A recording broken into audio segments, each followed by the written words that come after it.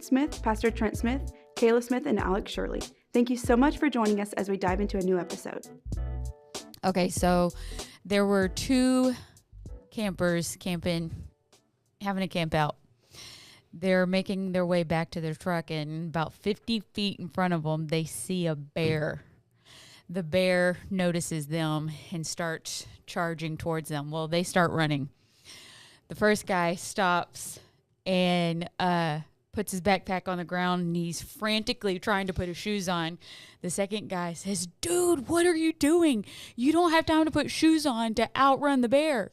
He said, "You're right. I'm trying to outrun you." That's good. That's 2 weeks of good jokes right there. You're welcome. That's good. We'll keep you. We'll keep you for the third episode of the fourth year, fifth year. I keep on getting confused. Where are we at? Third year. Second episode. Year 3. We're in third grade. All these numbers, man. We've been doing it a long time at this point. Third We've been doing it year, a long time. second episode. Yep. Yeah, so last week we talked about the humdrum existence and talking about being in a rut and trying to get out of that, find your purpose, and some practical ways that we can kind of start trying to lead ourselves. And it led into today, we're going to be talking about setting up a routine and leading yourselves and setting goals and practical ways to reach those goals and achieve those. So, Pastor Trent, you want to start off? I love the notes that you sent me, Alex. They're so good. This is actually your podcast. I'm okay. This is part 2. Last week was all you, and this week. So you are producing the content. You're making the rest of us look good. So, digging out of a routine. Last week we were more inspirational, more theoretical, but today we want to be practical and give you easy tools. And you've come up with 7 steps or 7 routines to help, or 7 tools to break your routine is what I'm trying to say. Number 1, decide what needs to be in your routine. You have to prioritize. Decide what needs to be done. Everything needs to be done all the time. And if we don't set priorities, things or people will set our priorities for us. And this is something that we've learned the hard way. I'm sure, Dad, you've learned it. Alex, you're probably in the process of learning it. If you don't set a priority, if you don't figure out what's important, everybody else will tell you what's important and what you have to do. And then you're forced to make emotional knee-jerk decisions. My wife and I made one of those a couple weeks ago, and immediately after we were like, we just did this, and it was an emotional decision, and we cannot undo it. Yeah. And so that is about to happen, that decision that we made, and it's a good thing, and it needs to happen, but how we went about doing it was completely emotional because we didn't set the proper priority. We let someone else tell us what a priority was. And that can lead to like a chaotic lifestyle because you're just living from fire to fire or Emotion to emotion. Yeah. If you only knew, Alex. Yeah. If you only knew how prophetic you are right now. So we have to prioritize. Not everything that needs to be done is of highest priority. Like just because you've got a long to-do list for today doesn't mean that you have to accomplish everything on it. Accomplish the most important things. Number 1, what's most important? Personal time with God. Number 1, before we do anything else, we have to do that. That's why Kayla's so good with this. She focuses our family in the mornings and in the evenings. Every morning, we have devotion time together in the car after we drop off kids before we get to the office. We spend devotion time together, whether that's listen to a podcast or if that's reading scripture, reading a book together and talking about that every day. That's our number 1 priority. And then in the evening, we have that same time, but with our 3 kids. The thing that Kayla does is she reads the what's that, kids Bible? What's that? I forget what it's called. Action Bible. It's so awesome. We've talked about that before. I love it, love it, love it. So Kayla reads that. And then what I've just started doing over the Christmas break, really the beginning of January, because we were in the middle of something big and we couldn't pray for ourselves. So we had our 3 kids gather around and pray for us. And it was so awesome. And the kids loved it. Now every night, 3 kids gather around us and pray. And I think Kiki prayed, was it last night or night before last? And it was so funny. Kiki's our preacher. Oh, that's awesome. It's so good. So that's our highest priority is our time with God. Our second priority is each other. Our third priority is work in church. For us, work in church is the same. But for a lot of people listening today, it's church then work, or work then church.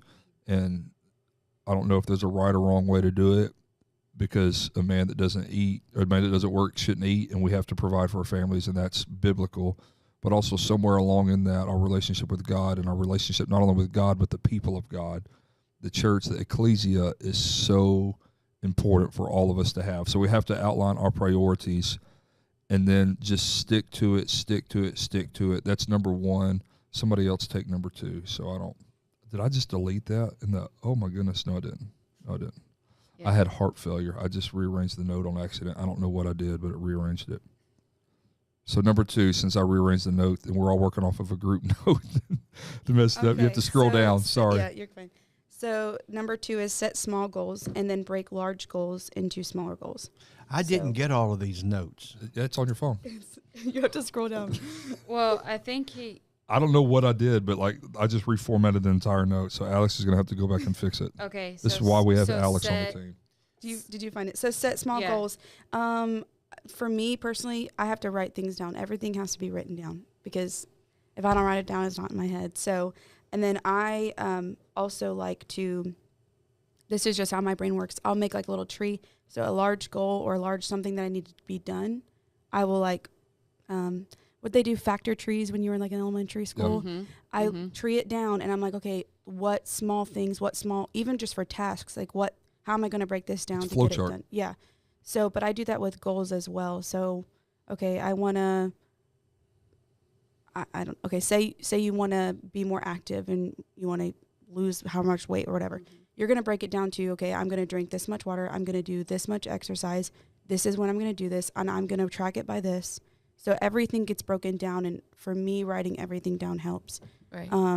But Pastor wrote down, how do you run a mile? You take it one step at a time. So a big goal like that, if you're wanting to be ambitious and do like a 5K or something, you're not gonna run that after one practice run. You might pull a hammy. You might die. I would be looking for an inhaler. That, or you're just vomiting profusely. This is a long process of training. So any big goal like that, it's going to take some, a lot of small progress, and you might fail, and you might start a process and get off the wagon for a couple of days. But the point is to get back on that and try to get back on that track, because something we talked about last week, last episode, that time's going to go by. So it's okay, I can fall off the wagon, and time has passed, 5 days. I've not gone to the gym. I've not done whatever I said I was going to do, but you just get back on track, because you're still further on in your timeline if you start again than if you don't, and you just stay off that wagon. So yeah, we overestimate what we can do in a short amount of time, mm-hmm. and we underestimate what we can do in a long period of time. We're really ambitious in the short term because it gets in our feels, it gets in our emotions. But we don't always attain that, because what happens, you try to help him out, because we think short term and not long term. Now, I know that life is finite. We could be here today and gone tomorrow. We don't know when Jesus is coming back. We don't know what all is going to happen in society and in our life. But the statement still rings true that we overestimate what we can do in 3 months. Right. And we incredibly underestimate what we can do in 3 years. And that's a part of the world we live in, with everything at the tip of our fingers all the time. Mm-hmm. So you're saying eat that apple one bite at a time. One bite at a time. 1 day at a time. 1 day at a time. 1 step at a time. 1 step at a time. 1 pound at a time. 1 pound at a time. Okay, but One sermon at a time. 1 sermon at a time. We preach it. Come on, somebody. Are you gonna read a scripture behind him? Oh yeah. But like good Sean used to but do. do you think that this comes easier for different personality types? Because you, my friend, my guy, My guy. you, My my guy. guy, you are great at like goals in the future. Yeah. You are phenomenal with them. Me, I'm like, that's a year away. Yeah, That's I'm not going to think about that yet. No, like I'm not even going to spend a second thinking about that because I am a right here, right now type of person. You have to. Well, I don't want to get too ahead of myself because we're still on number 2, and I don't But want to we go to could number 3 also yet. add like a little mini step in here. Go ahead. Between 2 and 3. A 2B. A 2B is to find someone that if you don't think that way, find someone that does, and that will help you. You know, my friend Kiana, she was not like that at all. But I remember she texted me. She's like, okay, I'm going over to my friend and mentor's house, Kara, and she sat down and Kara helped her time block everything for this, like the new coming semester, of how she was going to put in practice time because she was horrible about practicing piano, like all of us are, that are music majors and stuff. But time blocking, like, okay, this is when I can work, and then after work, I'm going to sit down and practice and blah, blah, blah. And also I think she helped her with her budgeting and everything because she just wasn't that type of person. I mean, if you knew her, she was very on the fly. So having someone in your life that you can go to and they can help you set those goals and write it all down if you're not that type of person. I will be that type of person for somebody if you need it, Kayla. You are. That's why we hired you, Alex. I love writing that stuff down. Yeah, that's so good. You have moving right along is what she's saying. We're going to move this thing right along. You have to. That's point number 3. You have to lay out a plan. You have to write it down. You have to make it plain. What I wrote, what we talked about last week, but I want to break down a little bit more practically between this point and the next point, is what Habakkuk 2 says. Write the vision, make it plain upon tables or tablets, that he may run that reads it. It's a map. It's a roadmap of how to get where you're going. I remember way back in the day, Dad, whenever we used to go skiing in New Mexico, and then we really thought we were living high on the hog, high cotton, as Douglas, as Peppo Hicks used to say, whenever we started skiing up by Winter Park. We really thought that was special. And I remember that was before the days of GPS, or maybe they had them, but we didn't have them. They may have had them, but we didn't have them. No, we had MapQuest, and we'd print. And you would print it out, maps. And so we would have this map that we would operate by. But so many times, I remember one time we were going to Angel Fire, and the MapQuest route took us over a mountain, but the road went from pavement to rock. We started up the mountain, then it turned to dirt. Up on top of the mountain, we got there about lunchtime, and the mailman had stopped because the plows had stopped. And up on top of this mountain, we had to wait an hour. There was one lane, you couldn't turn around, you couldn't go back. And they assured us, oh yeah, you follow this road, where you're going is just 5 miles over there. But we were going over this mountain instead of around it, and we weren't sure where we were going. Yeah. So sometimes you can have a map and still have some chaos. You can have a road map and things still go off the trail, and you find yourself in a place that you didn't know that you were going to be. Another perfect example is living in an area that we live right now. Obviously, we have GPS on our phones, and thank God for it. Alex has lived here she's been coming to Conroe now. She's lived here for 6 months, been coming here for over a year, and she still doesn't know where around Conroe. But so many times, like, if I love my Apple, I love my iPhone, but I hate Apple Maps because they don't update as fast as Google Maps.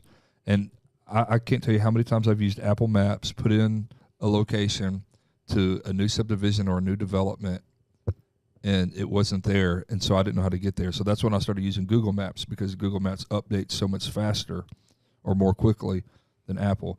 Sometimes you can have the map and the plane is still going to go off course. What happens when the plane goes off course? That's a good question. A few days ago, we were meeting someone at a restaurant. The answer doesn't matter. We were at a restaurant. Well, I'm gonna give you the answer. That's so good. I'm listening, Dad. Go ahead. And so the GPS took us down a dirt road, and finally it just stopped and says, you must proceed on foot the rest of the way to your destination. Nuh-uh. Yes. And so I guess we're going to walk across the field or like something. Like 2022? Yeah. Well, maybe 21. 23. No, it was 22. Yeah, it's 22. This is 23. 23. And so when the map, when things go off track, you have to decide how we're going to proceed, how we're going to move forward. And I had no intention of walking across that field. I ain't doing it. This goes back to we don't operate always at our potential. We operate at our training, like special forces. Why do they train like they do? Because you only, in the heat of the battle, when the pressure gets on, when chaos happens in your life, you rise to the level of your training. Muscle memory. Not the level of your opportunity, not the level of your potential. You rise to the level of your training. What is your daily discipline? When things get crazy, when everything and everyone is telling you that what they want you to do is the highest priority, how do you decipher through the noise and through the chaos? You go back to your training, you go back to your prayer life, you find the place of peace, and you always go with peace. Ooh, I feel that. That's mighty fine, mighty fine. Number 3, Alex, take it away. Lay out a plan and write it down. We did talk about that a little bit, but laying that out and setting those goals, and something about writing down a goal really puts it like, oh, I have to do this. Even more so if you tell people about it. It's like this extra holds you accountable. A lot of times people nowadays put things on social media with like goals and things that they're going to do. And that really, really holds you accountable. For some, some, not for others. But once you kind of put those things out there into the air, you've spoken it now. It's not just something that like, oh, I've been thinking about this for 3 months. I'm actually going to do something about it now. There's something about writing it down. And Pastor has a scripture to go with this. Write the vision, make it plain upon the tables that he may run who reads it. We did just break this down. Mm-hmm. But if you write your goal down, you're far less likely to go off track. Number 4, be consistent with your time. Be consistent with your time. Set the routine. This is where I was talking about Kayla is so good with our family, about our routines. She's not good with writing our routines down. This is where I come in. No, hold on. Take that back because I'll take it back because once upon a time. I did. She did. I don't even remember. Well, it was before we had kids, so it was probably like 11, 12 years ago. We were going through, I had already gone through Dave Ramsey's Financial Peace. And we had probably actually only been married like a year or two, huh? Probably. We were still in that phase of, okay, how are we going to do this, together? Blending. Yes, blending, still in that phase of blending our finances and all that. So we were wanting to get out of debt. And so I still had all my stuff from when I went through Financial Peace. And we started it together. And I wrote stuff down. You wrote it down? I did. Our budget is still now. Yeah. It's in my notes. We still live by somewhat. I mean, not as strict as we did. But I wrote how much money we were in debt, and then every month, this money was going to go towards that, and this money. And what helped us come out of that debt really is writing that down, and then on paper, and then all the, the money that we added to that, seeing that on paper and watching that come down, it made it even more of, okay, what else can we throw at it? And so then that bled over to how we saved to buy our house. Yeah. And now fast forward with where we're at, coming out of everything the world just went through, we've just gone back to the living. Every time I get paid, I go back to that budget. I know what I need to do, but now I'm just refocusing. We're living lean and mean again. We're trying to knock out, because of the things we've gone through, we're trying to be more responsible with our money and clear up some things. And you just have to have a plan. You have to lay out a plan. You have to write it down. And you have to be consistent with that time and with that plan. It wasn't fun. No, it's still not fun. No, it was not fun because we had to discipline ourselves enough that we want to see this plan through. And there were a lot of times that we went home to eat rather than going out to eat. And it wasn't, we were going home to eat like those Tostino's pizza, you know? So it wasn't fun. It was actually probably more misery. But it was the consistency over time Yeah. that made a difference. Yep. And now we're getting back to that again, not only for finances, but in other areas of our life. And what that does goes back to the next part of that verse in Habakkuk chapter 2. For the vision is for an appointed time. And in my notes, I put ... seize the opportunity. Because if you don't seize the opportunity will pass. The vision is for an appointed time. You can have a good vision at a wrong time. Timing is everything, everything. If you want to break out of the rut in your life, if you want to break the routines that you felt like have bound you in a negative way, not a positive way, if you want to break out of that, we have to recognize that we might be living in our minds. We might be trying to live in a world that no longer exists, trying to live in a budget that, like, you can't go back to the 1992 form of budgeting in 2023 because of inflation, cost of living, the unpredictability of the markets, of the economy. There's so many things that are different. We have to live today, and we have to have a plan for today. We have to have a plan for today because we're living today, not in 1993. So don't let the opportunities pass you by. I was preaching this past Sunday. If a door opens, walk through it. If a door doesn't open, don't walk through it. Yeah. Because I don't care how good it looks on the other side. I don't care how green the grass is in the pasture next door. If it's not God's time for you to walk through that door or to be in that other pasture, you can be there and it can be beautiful, but your life not be. You can be surrounded by beautiful people in a beautiful place and have a miserable existence because you force something, you forced timing, or you were delayed in timing. We have to live in the present. We have to live in the moment. And how do we do that? We just be consistent with our time. We be consistent with our finances. We be consistent with our talents, but we also be consistent with our disciplines. Why don't you take number 5, Kayla? I'm going to just say, wow, who taught y'all all that? You have been quiet. Well, no, I'm this just episode. listening. This is good. He's learning to. I'm learning. I'm sitting at your feet, son. Don't be dumb. So number 5, go, baby. Prepare. Take steps the night before to lessen your load and make the things you need to do more convenient. We go by, map out our plans a week at a time. Yeah. Most Sunday nights, my guy will ask me, what do we need to do this week? And for instance, we're going on vacation next week, and then Looking forward to it. and then, you know, like we mentioned in the previous episode, we have a funeral this week, and so that has kind of, not that it's messed our plans up, but We had a funeral last week, but we're recording it this week. Our Yeah. timing is all messed yeah, up. it's all messed up. But anyways, and not that it inconveniences us, but you don't plan for stuff like that.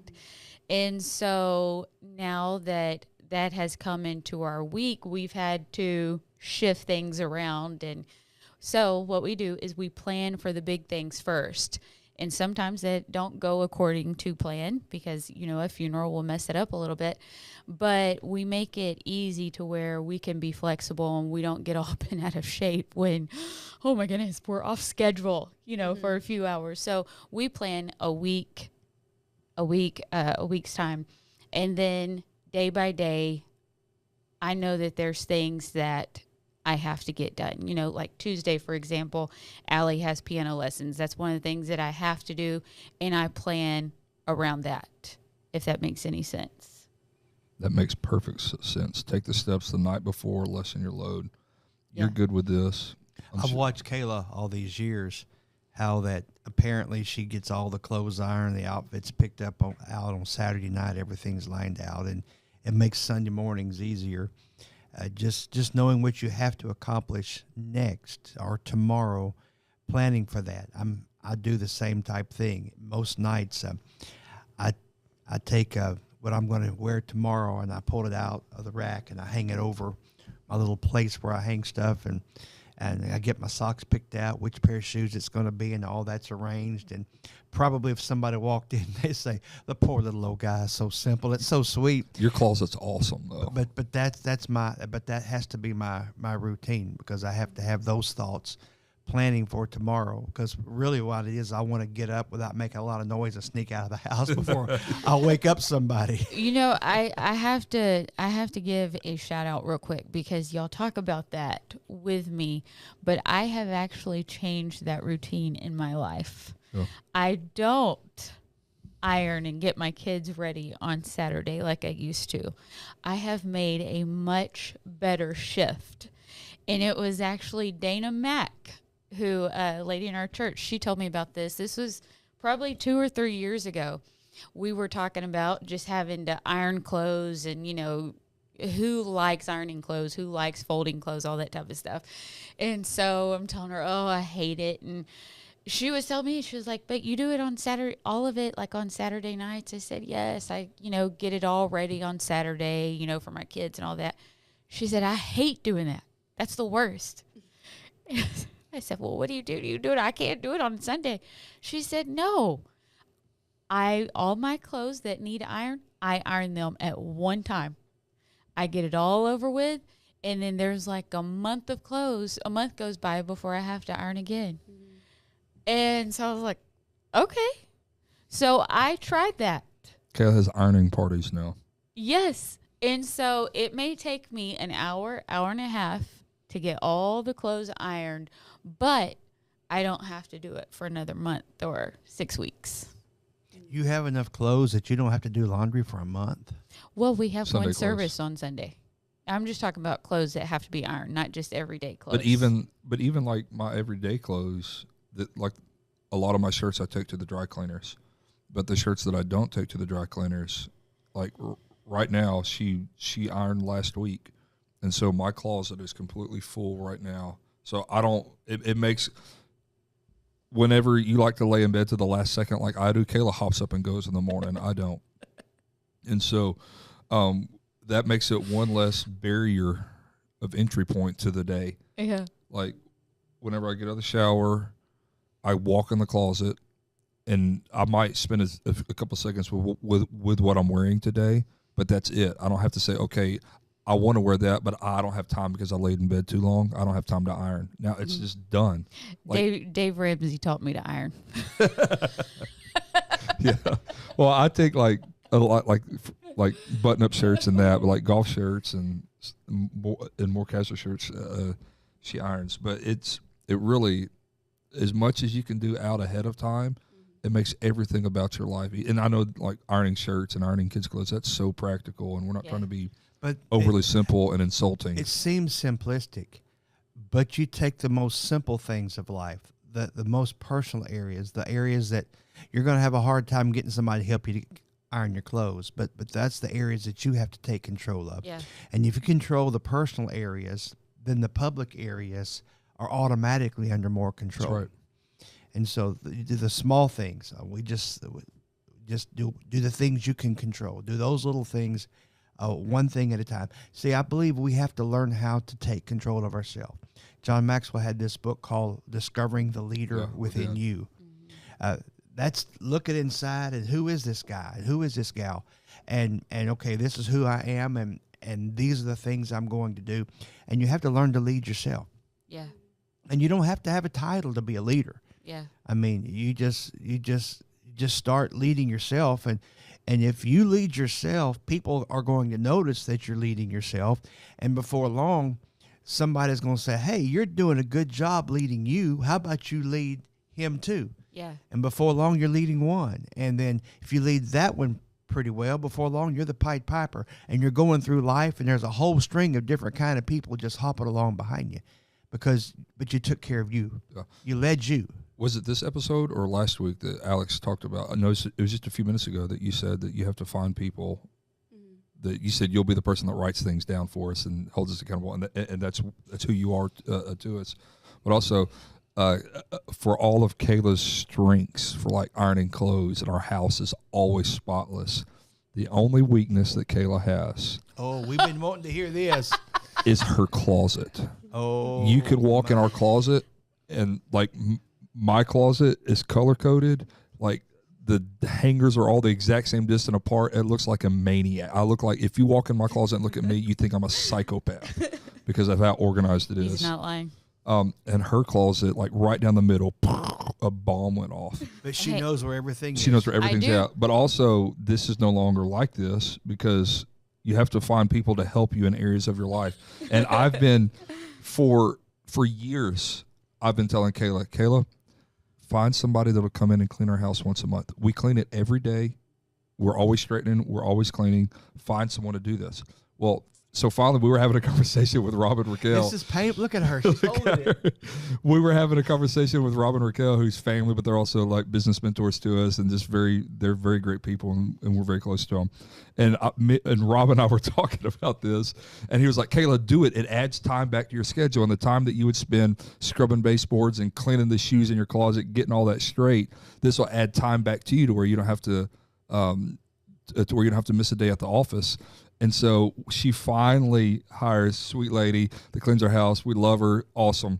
Well, we walked in our house 2 weeks ago. She's so embarrassed. Right? We walked in our house and walked in the office, and she cleaned Kayla's closet, all the shoes. It's awesome. It was best day of our life. No. She had straightened my shoes. First of all, my shoes was not my fault. It was Allie's fault. Yeah, Allie does go in and play with them. But she had my shoes were in a straight line. All the receipts that I had just on the floor, they were neatly in a stack on a box. Yeah. There were lines in my carpet where you could see the vacuum lines. There were clothes that she folded neatly and put them in a stack. I looked at her and I said, "My God, I love her." And like, we don't have a dirty house. Like our closet, like I over exaggerated how her side of the closet is, but like whenever you find people to help you out, Yeah. and you may say, "Well, I can't afford that." You know, this isn't a flex that we're doing, but like we've just prioritized certain things in our life because that one investment that we make actually adds time back to other areas of our life.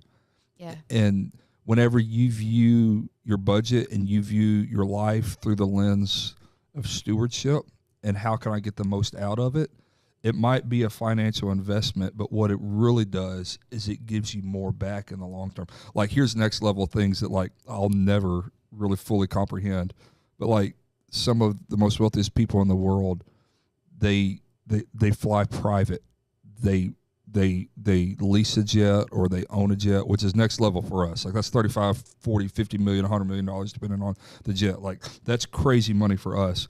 But what that does for those men and women is if they own a business and they're flying around the country commercial for sales, you can't hit 3 or 4 appointments, different places of the country in one day. And so time is money. So what they used to have to do in 2 or 3 days because they were flying a commercial, they now can accomplish in one day, which adds so much more back to their life, which adds so much more value. So you have to structure. We've gone completely way more practical than I thought we were going to this episode. But take it away from Karina, who cleans our house. Find something in your life that you can't do and get someone to do it for you. Because what it's going to do is that's going to make you stronger, not only in the area where you're weak, it's actually going to make you stronger in the areas where you already have strength. So you just got to surround yourself with people. You have to build a system, and it helps you in the long run. But it helps you mentally, even if, take it away from the cleaning, even if it's things that you are preparing yourself in your mind of, hey, I don't want to be stressed out on this certain day, so I'm going to do things, in advance to help me. I remember when we went to Youth Congress in Oklahoma, and I was running around like a chicken with my head cut off. And when I got on the bus and I just went, And Mirandy got on the bus right This after. is the episode where we're shouting everybody out. Yeah. Shout out, Mirandy. Mirandy got on the bus right after I did, and she sat down and she just went, I said, yeah, stressed out, worn out. She said, well, she said, this is what I did. She said, I took care of everything that I needed to take care of for this trip. She said, but I also took care of everything that needed to be taken care of for like the weekend when I come back. She said, so when we come back into town on Saturday night, I don't have to clean my house. I don't have to iron my boys' clothes. Basically, I walk in and I get ready for bed and then church the next morning. And, you know, doing all of that, preparing herself for even that weekend, it freed up her, I guess she was sane by the time she was sane and not. Yeah, it alleviates unnecessary stress. Yeah. Yeah. So I thought, oh, someone like me. I don't have to clean my house before I go on vacation. Yes. You come back to clean house. It does something mentally for you. I have to reset the blankets and pillows on the couch before I go to bed. Yeah. I can't wake up Yeah. to the pillows not being where they should be on the couch. We unmake our bed to get in bed, but we unmake it, but then we straighten the bottom sheet before we get in the bed. Like, Yeah. but so going back to having these little systems that help alleviate stress and make you more productive in the long run. Whenever we leave on a trip, obviously our house is spotless. That means when we get back, because we got home, we're tired when we got back, we don't want to mess the house up. That also forces us to immediately unpack. Yeah. Like, so our process is Kayla will work with the kids. Kayla will take the dog out. Kayla will do whatever she needs to do. And I will immediately take all of our luggage, lay it on our bed, and unpack it. And then I don't do it like all the toiletry stuff and all the kids' clothes, but I take it out and make it neat to where Kayla can do that part. But this seems like it's overly simple. And like I've already said this, we're not trying to insult anyone with oversimplicity here. But Steve Jobs figured out that if I can make the use of technology so simple, I add so much value to people's life. But he also learned that in the world of technology, simple is hard. And Steve Jobs taught us that not just in technology, but in every area of life, to create a system that works and is efficient and simple, it's actually harder to do. So whenever you take care of these little things that seem mundane and trivial, what it's doing is building a much larger process that is not overly complicated. And we can take this away from our house and apply it to our church. Like we're reevaluating Wednesdays right now. Like, how can we make this more effective?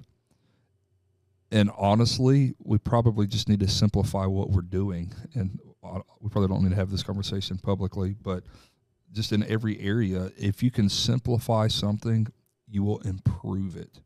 And when you improve something, you will yield greater results. You have less is more, less is more, less is more. If you're trying to, in the church scope of the programming and all that we do, if you're trying to share the message that this church does everything, then probably you're not doing anything very good. Not doing anything good. But if you just do the things you do right, you do you the best and be the best you can be, then you'll be effective with other people. Special operations, I'm fascinated with their lifestyle and their discipline, whether it be Navy SEALs, Green Beret, Rangers, CIA operators, all these guys and ladies. I'm fascinated by that world. And one of the reasons why is they say slow is smooth, smooth is fast. Like if you're trying to hurry and if you have a deadline and you wait to the last second, Alex, like you did at school, like you're working incredibly fast, like you're moving fast and your heart rate's up and your stress is high and your mind's moving 1,000,000 miles an hour, but you are actually less efficient than if you just do a little every single day. We've hounded this point home. Number 6, you have to track your progress, build a system to track your progress. And a lot of times, if you're just intentional with how you accomplish things, you are also, without realizing it, you're building a system that is easily trackable to where you can look back and see if you have accomplished what you needed. Number 7, rewards yourself. I've talked enough. Somebody else talk. This is my favorite part right here. That's like go on a trip. Call Rick Flowers. I was telling someone the other day I'm wanting a different laptop, iPad thing, and It was me. we were talking about, and I've about decided that I've got another book that's releasing. It's going to the printer this week, and I'm thinking that I'm going to reward myself. I think I deserve this thing, but I probably won't do it. But I'm just thinking I deserve it. But in all reality, you have to pause, and you have to first off rest. Yeah. You can't stay in the battle all of the time, because if you stay in the battle all the time, you're going to make a bad decision. You're going to make a bad step, and so you have to step away, and you have to recreate before you're able to recreate. And so, stepping away and resting, and that rest and that time away is a reward to yourself. But you don't really get to that place until you've been there 3 or 4 days, because you're still having to unwind. And what we do as pastors, too often, we will go on a trip and we'll squeeze out of town as fast as we can after a church service, knowing we're gonna be back in time for next Sunday service. So your mind already begins working, and you're already functioning while you're supposed to be in downtime. You're already working on what you're going to do when you get back, and so your vacation time, your downtime is really not much. So you have to reward yourself with time away. You have to reward yourself with rest, and then you just have to. There's moments that it's just okay to enjoy the blessings of God and enjoy whatever the rewards of that success are, whether it's money or whether it's a job well done. You just have to. It sounds kind of crazy, but you have to appreciate yourself sometimes. When do you think that you fully grasped that concept? Oh, we talked about this the other day. I did not learn this lesson. I wish I had learned it at 30. I wish I had someone speaking into my life as a very young pastor. But I think I grasped it for myself around 40. And it was then in my early 40s that we began taking the 2 specific weeks off every year. The week after Christmas and the last week of June, the first week of July. Those became important weeks to us because most of our people were down at that time. And so we said that's a great time for us to take the week and to do something. But we had to learn, I think really, for us, where it became very visible for us was when Trent and Redona entered the youth group, because we had good youth program, we had great leaders, and on Friday night, we made sure the kids got there at 12 and 13. They were at the youth thing, and we had a small window of time, 2 or 3 hours, and so we started dating again. I mean, what I mean by dating, we could go somewhere without kids for 2 or 3 hours. And it wasn't really like a date, but it was as good as we could get, and we had that piece of time. And so we started dating again. And with that, we rediscovered each other. We weren't just in the throes of parenting and getting kids here, but so in that 3 hours, that became big. Now, when one of the kids started driving, that segment of time got a little larger, because we didn't have to get them there, and we didn't have to meet a van when they got back, so they could get themselves home. So now we had 5 or 6 hours, and so that turned into more of we could go to Houston to a nicer restaurant, or we could do something that was more time involved. So somewhere in our 40s, somewhere when the kids were early teenagers. But I've taught other people, a lot of people, I share this.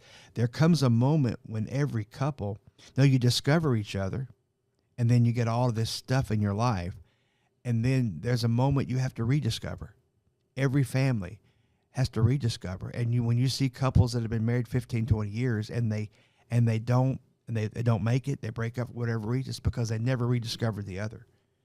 And so I think as spirit leaders, as servant leaders, if you don't rediscover, there's highly likely a chance for a calamity. because you have to rediscover. You have to develop systems for this. And for us, we would develop systems of people who could help us with our kids. And so there was a couple of families along the way, Trent, you remember, they were safe places. We taught our kids that you're safe, you stay here, you go here. And we even gave license to you and to those safe people that you kids can talk to them. Yeah. And so that was not easy to trust our kids to someone else, but we had to develop trust, and we had to build these systems built on trust with other people. And then so we would learn stuff about our kids, not from the kids, but from the ones they had trusted.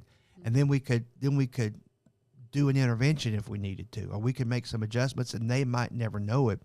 But here again, we had to build.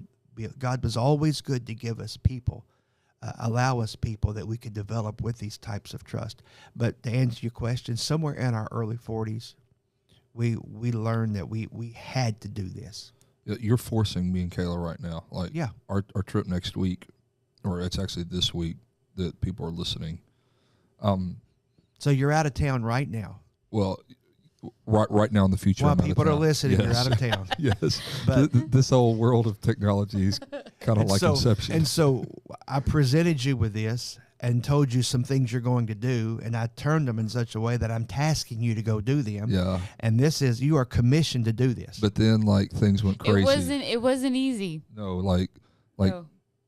things. A lot of fires rose up before the church made this trip possible for us, and we were talking about doing this ourselves in June for our anniversary, and you guys escalated the plan, and we're so appreciative for it. Yeah. But then whenever we found out about it, we're like, okay, we can't. We're gonna have to push this back a week, like, or maybe we need to just push this back to March or April.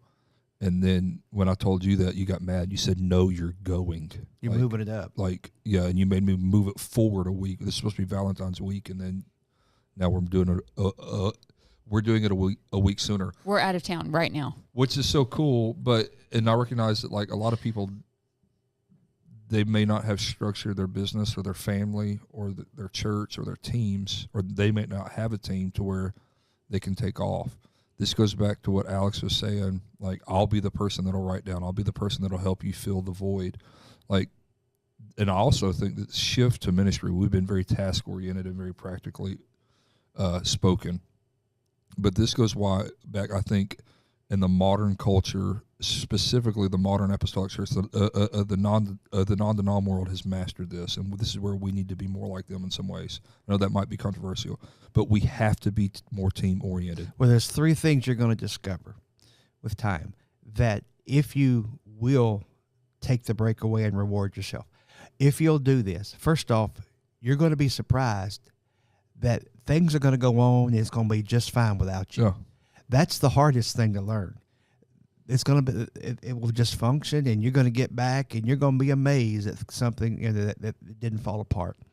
Number two, you're going to discover that if you step away and you're gone for a few days, you're out of the pulpit for, say, 10 to likely 2 weeks, you're out of the pulpit, you get rest, you're able to recreate, and you're better. So everything's going to be okay at home. You're going to be better. But the third thing is this. There's the God factor in this. Whenever we trust this in God's hands and other people's hands, the neatest things happen when we're not even there. And some of the largest, most miraculous financial blessings that have come to Conroe Church in these 32 years. I'll get a phone call when I'm away and say, "You're not going to believe this, but this has happened." And I'm thinking, I was worried about being gone because we had to take care of something. I'm not there. I trusted it. And then you're telling me that not only was it taken care of, but there was an abundance left over. Yeah. And this has happened while I'm gone so many times. And so the three things here is everything will be okay. Number two is you're going to be better. And number three, God is going to bless the effort. Yeah. It happens. I think that's why we have to put an emphasis and priority on just surrounding ourselves with people who are willing and ready to take the journey with us. Like, we have to empower others to lead, and people will buy into the vision that we cast. And I think that's so important that One if of you our- cast a clear vision, people want to be a part of something that's clear, simple, and not only positively affects them, but people want to make a difference in other people's life. One of our points was track what we were doing. Yeah. We've lost track today. We have have followed lost the track. cloud. I think we've been an hour. Has it really been that? It's 11:42. What We- time did this? I don't know, Alex. We're at like 48 minutes. Oh my goodness! Oh, I'm okay, tired we of got myself. 12 Let's more go. minutes. No, we got we're- 12 more minutes. Hey, you're not even here. if you stuck you with us this long, oh my goodness. Well, thanks everybody for joining us today. We're glad that we can be a part of your life. We're extremely thankful that you're a part of ours. Hope with the soul, tune to us, share us with somebody, tell us somebody about us, and God bless you. Take care, everybody. Bye. Hey guys, thank you for listening to Hope for the Soul podcast. Before you go, like and comment. We want to know what you're getting out of the podcast. Leave us a review. Subscribe. We do not want you to miss a thing. And lastly, share us with a friend you think needs to hear this. Our goal is to deliver content that will give hope. Regardless of what is going on in the world, we believe that Jesus